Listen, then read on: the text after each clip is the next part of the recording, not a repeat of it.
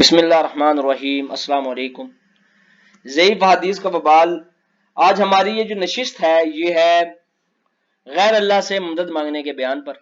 और इसके ऊपर मेरी पहले भी 2 वीडियोज़ आ चुकी हैं। बड़े मुफस्सिल और मुदल्लल बयानात मेरे उसमें मौजूद हैं। एक है जो मौलाना इलियास अत्तारी ने बातिल इस्तदलाल किए थे गैर अल्लाह से मदद मांगने के सबूत में, उसका रद्द था। और दूसरा मुफ्ती अहमद यार नईमी ने जाल हक के अंदर बातिल इस्तदलाल आधी आधी और छोटे छोटे टुकड़े आयतों से ये इस्तदलाल किया था कि भाई गैर अल्लाह से मदद मांगना जायज़ है। उसके रद्द के ऊपर 2 वीडियोस। अब चूंकि ये कुछ नए दलाइल लेकर मुफ्ती मुबशिर साहब आए हैं और उनके रद्द पर ये वीडियो बनाई जा रही है, उन दलाइल के रद्द पर जो उन्होंने दिए हैं उनको बताने के लिए और उन लोगों को बताने के लिए जो इस चीज़ को बहुत मुफस्सिल समझते हैं इस बात को कि भाई वो जो आयतें हैं वो इसी बारे में नाजिल हुई हैं कि गैर अल्लाह से मदद मांगना जायज़ है, या गौस अल मदद या दाता अल मदद ये कहना जायज़ है। या मतलब उन्होंने अपनी वीडियो में यहाँ तक अखज़ कर लिया कि भाई ये कहना कि दाता ने बेटा दिया ये जायज़ है। तो वो इस्तदलाल का रद्द करने के लिए हम आज की नशिस्त हमने कायम की है और वो तमाम आयतें जो उन्होंने अपने उस वीडियो बयान में दिए हैं उन तमाम आयत को हमने लिख लिया और अब हम उन आयत पर तबसरा करने लगे हैं। कुछ आयत ऐसी हैं जिनके ऊपर हम अपनी पहली 2 नशिस्तों में बात कर चुके हैं, जैसे वस्ताइनु बिस्सब्रि वस्सलाह और मदद चाहो नमाज से और सब्र से, इसके ऊपर मैं जवाब दे चुका हूँ। और इसके अलावा जो दूसरी है कि मदद करो सूरह माइदा की आयत नंबर 2 कि मदद करो एक दूसरे की नेकी और भलाई के कामों में और मदद ना करो एक दूसरे की बुराई और गुनाह के कामों में। तो इसका भी हम जवाब बड़े आसान तरीके से दे चुके हैं। तो आज हम उसके अलावा जो तकरीबन 7 आयात हैं, इन 7 आयात के ऊपर हम तबसरा करेंगे और देखेंगे कि आया ये आयात वाकई इस्तदलाल करती हैं कि गैर अल्लाह से मदद मांगना जायज़ है या नहीं। तो बिस्मिल्लाहिर्रहमानिर्रहीम। मैं अपनी बात का आगाज कुरान मजीद की आयत से करूंगा। सूरह तौबा आयत नंबर 31। उन लोगों ने अल्लाह को छोड़कर अपने आलिमों और दरवेशों को रब बना लिया और मरियम के बेटे मसीह को, हालांकि उन्हें सिर्फ एक अकेले अल्लाह ही की इबादत का हुक्म दिया गया था, जिसके सिवा कोई माबूद नहीं। वो पाक है उनके शरीक मुकर्रर करने से, उसका कोई शरीक नहीं है, वो वहदहू ला शरीक है। तो हम चलते हैं उनकी पहली दलील की जानिब जो है सूरह आले इमरान वो आयत नंबर 49।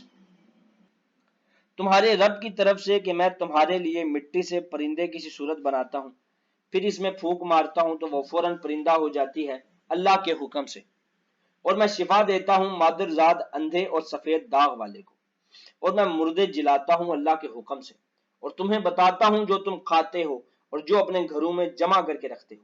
बेशक इन बातों में तुम्हारे लिए बड़ी निशानी है अगर तुम ईमान रखते हो। इस बात पर उन्होंने बड़ा जोर दिया और कहा कि अगर तुम ईमान वाले हो तभी ये काम, इस बात पर यकीन रखोगे। अगर तुम ईमान वाले नहीं हो तो वलियों की करामात को, वलियों की जो झूठी करामात के ऊपर यकीन वही लोग रखेंगे जो ईमान वाले हैं। नऊज़ु बिल्लाह मिन ज़ालिक। खैर, अच्छा, अब ये जो आयत है ये हजरत ईसा अलैहिस्सलाम के नबी के मोजज़ात के ऊपर दलालत करती है कि नबी को जो अल्लाह सुब्हानहू व तआला ने मोजज़ात दिए होते हैं वो वही करते हैं। अब उन्होंने कहा मैं मादरजात अंधे को सीधा करता हूँ मगर अल्लाह के हुक्म से। अल्लाह हुक्म देता है कि मादरजात अंधे को ठीक करो तो मैं ठीक करता हूँ। मैं मुर्दे को अगर जिलाता हूँ तो अल्लाह के हुक्म से। अल्लाह हुक्म देता है कि इस मुर्दे को जिलाओ, जरूरत है अभी इस मुर्दे को जिलाने की ताकि लोग इससे मुतासिर हों और ईमान ले आए। अब इसी तरह के बातिल इस्तदलाल ईसाई भी करते हैं और उन्होंने तो आप तो गुलू से चंद कदम आगे बढ़े हैं, वो बहुत आगे बढ़े और उन्होंने हज़रत ईसा अलैहिस्सलाम को अल्लाह का बेटा बना दिया, बल्कि अल्लाह का बेटा क्या अल्लाह ही कह दिया। सूरह माइदा आयत नंबर 72 यानी कि 72। बेशक वो लोग काफर हो गए जिनका कौल है कि ईसा इब्ने मरियम ही अल्लाह है, हालांकि खुद ईसा ने उनसे कहा था कि ए बनी इसराइल अल्लाह ही की इबादत करो जो मेरा और तुम्हारा सबका रब है। यकीन मानो कि जो शख्स अल्लाह के साथ शरीक करता है अल्लाह ने उस पर जन्नत हराम कर दी है, उसका ठिकाना जहन्नुम है, गुनहगारों की मदद करने वाला कोई नहीं है। यही गुलू जो आपने किया था यही गुलू ईसाइयों ने भी किया है। आप थोड़ा उस अलग रास्ते पे चल पड़े, वो अलग रास्ते पे चल पड़े, लेकिन दोनों गुलू के रास्ते पे चल रहे हैं। नबी अकरम सल्लल्लाहु अलैहि वसल्लम को जो मौजज़ात दिए गए, हजरत इब्राहीम अलैहिस्सलाम को जो मौजज़ात दिए गए, ईसा अलैहिस्सलाम को जो मौजज़ात दिए गए, सुलेमान अलैहिस्सलाम को जो मौजज़ात दिए गए, वो अंबिया के मौजज़ात हैं और वो मौजज़ात अल्लाह के हुक्म और अल्लाह की मशीयत से हुए। खैर, अब अगली जो आयत है वो है सूरह अनफाल। सूरह अनफाल की आयत नंबर 64 कि ए गैब की खबरें बताने वाले, اللہ تمہیں کافی ہے اور یہ جتنے مسلمان تمہارے پیرو ہیں یہ تمہیں کافی ہیں۔ اب یہاں سے یہ استدلال کیسے ہو سکتا ہے کہ غیر اللہ سے مدد مانگنا جائز ہے؟ تمہیں کافی ہیں، اس سے مراد کیا ہے؟ سعید ابن جبیر حضرت ابن عباس سے روایت کرتے ہیں کہ یہ آیت حضرت عمر کے ایمان لانے کے بارے میں نازل ہوئی ہے۔ یعنی آپ اس بات سے پریشان نہ ہوں کہ آپ کی تعداد کم ہے، ٹھیک ہے، یہ جتنے بھی مسلمان ہیں بے شک ان کی تعداد کم ہے، یہ تمہیں کافی ہیں اور تم سب کو اللہ کافی ہے۔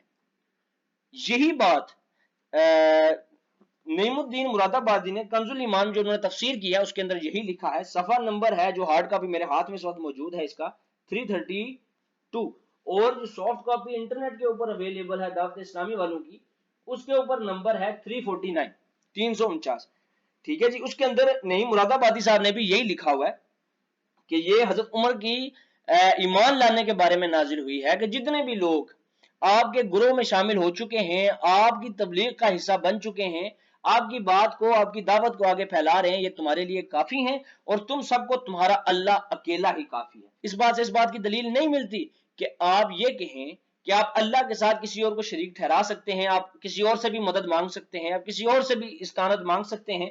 اگر آپ کسی اور سے بھی استعانت مانگ سکتے ہیں تو پھر ایاک نعبد و ایاک نستعین، کہ ہم صرف تیری ہی عبادت کرتے ہیں اور تجھ ہی سے مدد چاہتے ہیں اور کسی سے مدد نہیں چاہتے، یہ کہاں جا کے بیٹھے گی بات؟ خیر، اب جو اگلی آیت ہے وہ ہے سورہ تحریم آیت نمبر 4۔ یہ جو حصہ پیش کرتے ہیں میں پہلے اس کو خالی وہ ترجمہ پڑھتا ہوں۔ تو بے شک اللہ ان کا مددگار ہے اور جبریل اور نیک ایمان والے اور اس کے بعد فرشتے مدد پر ہیں، یہ ترجمہ کیا ہے۔ اچھا، اب یہ پوری آیت پڑھتے ہیں۔ نبی کی دونوں بیویوں تو ضرور تمہارے دل راہ سے کچھ ہٹ گئے ہیں، یہ ترجمہ کیا ہے امام احمد رضا خان نے، میں وہ ترجمہ لفظ بائی لفظ پڑھ رہا ہوں کہ نبی کی دونوں بیویوں اگر اللہ کی طرف تم رجوع کرو تو ضرور تمہارے دل راہ سے کچھ ہٹ گئے ہیں، اور اگر ان پر زور بند ہو تو بے شک اللہ ان کا مددگار ہے، جبریل ہیں اور نیک ایمان والے ہیں اور اس کے بعد فرشتے مدد پر ہیں۔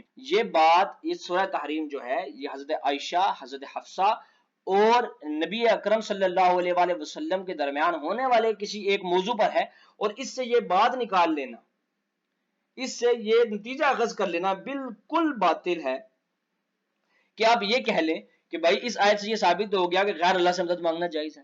اب یہ بھی نہیں دیکھ رہے یہ آیت کہاں نازل ہو رہی ہے، اب یہ بھی نہیں دیکھ رہے کہ اس آیت کا شان نزول کیا ہے، اب یہ بھی نہیں دیکھ رہے کہ اس آیت کے آگے کیا بات ہو رہی ہے، اس کے پیچھے کیا بات ہو رہی ہے، اس آیت کا موضوع کیا ہے۔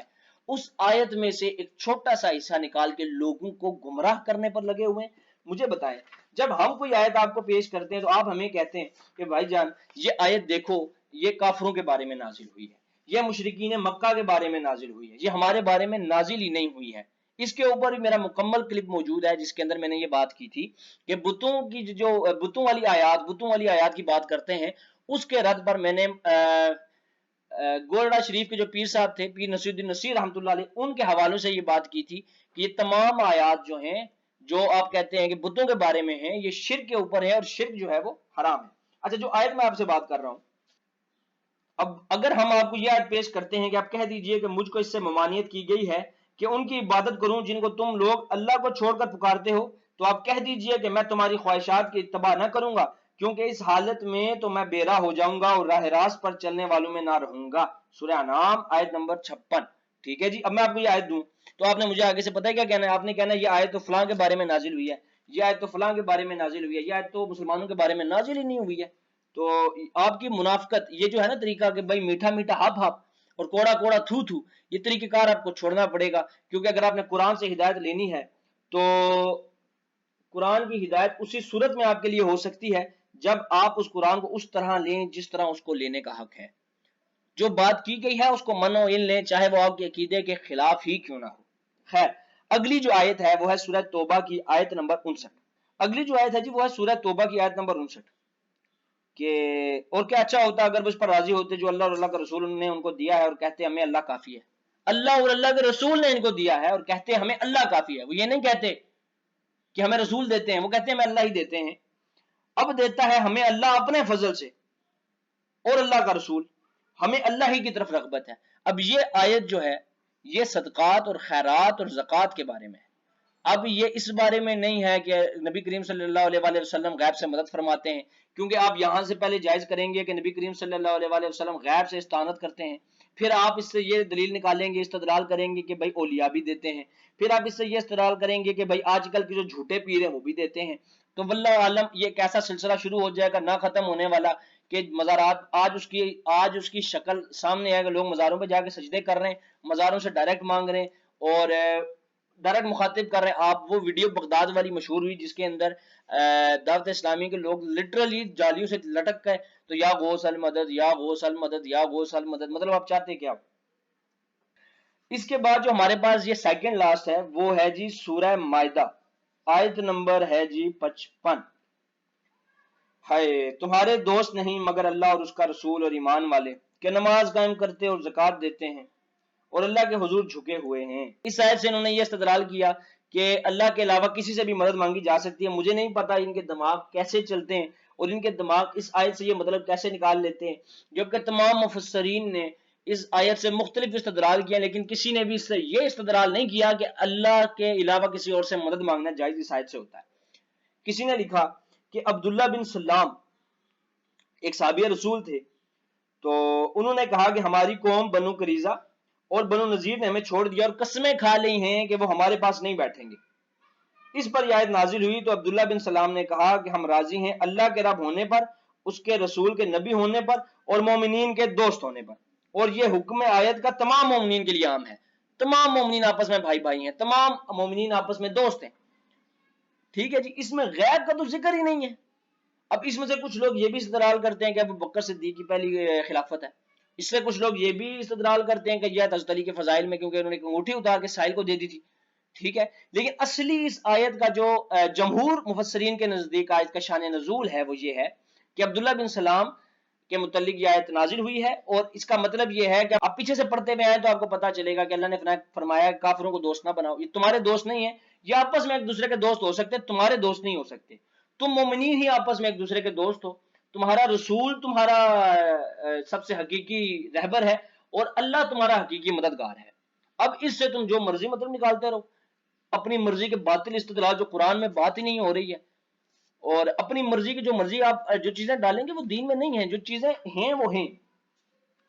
اور لوگوں کو گمراہ مت کیجیے. آپ مفتی ہیں ماشاءاللہ، میں آپ کے علم کی بڑی عزت کرتا ہوں، لیکن اس طرح کے باطل استدلال کر کے آپ لوگوں کے دل میں اپنی جگہ نہیں بنا رہے ہیں بلکہ آپ اپنی جگہ خراب کر رہے ہیں. خیر، آپ کا اور ہمارا ساتھ یہیں تک تھا، انشاءاللہ اگلی نشست میں پھر ملیں گے. السلام علیکم وما علینا الا البلاغ المبین.